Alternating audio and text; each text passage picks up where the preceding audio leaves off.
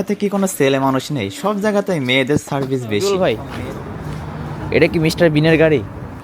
এটা কি mister university যদি নোটারাইজ ট্রান্সলেশন চাই সেক্ষেত্রে এভরিওয়ান আসসালামু আলাইকুম। আশা করি সবাই ভালো আছেন। রাশিয়াতে পৌঁছানোর পর তো আমরা একটু বাইরে যাচ্ছি।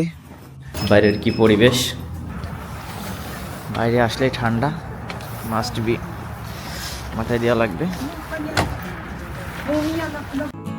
রাশিয়াতে আসার পর আমার প্রথম কাজ হচ্ছে ডকুমেন্ট ট্রান্সলেশন করা। আর সবচেয়ে অবাক করা বিষয় হচ্ছে আমার হোটেলের ঠিক সামনে একটা ডকুমেন্ট ট্রান্সলেশন অফিস পেয়ে গেছি।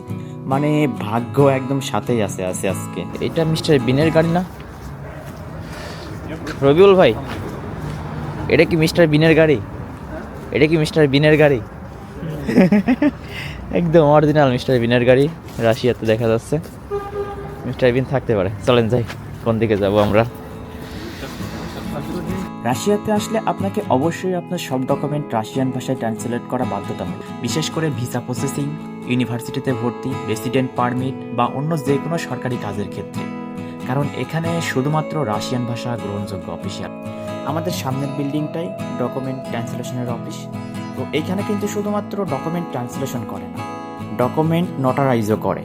আপনি এই ডকুমেন্ট ট্রান্সলেশন করানোর জন্য বাংলাদেশ থেকেও করাইতে পারবেন, কিন্তু নোটারাইজ বাংলাদেশ থেকে করাইতে পারবেন না, আপনাকে যে কারোর মাধ্যমে করাইতে হবে রাশিয়া থেকে। তো আমি আমার নিজেরটা নিজেই করতেছি রাশিয়াতে আসার পরে।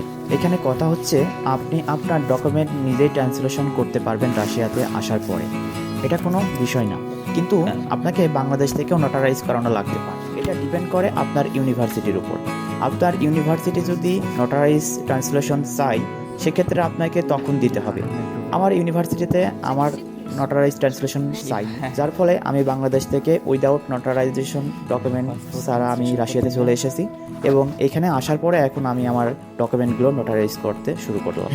রাশিয়াতে কি কোনো ছেলে মানুষ নেই? সব জায়গাতেই মেয়েদের সার্ভিস বেশি, মেয়েরা সার্ভিস দিচ্ছে সব জায়গাতে। What do you need the translation for? Yes. What do you need the translation for? Oh, for my university needed. For study, yeah? Yeah. Okay, we translate the main information in your passport and notarize the translation. Yeah. We do not translate stamps and visas, it's not needed.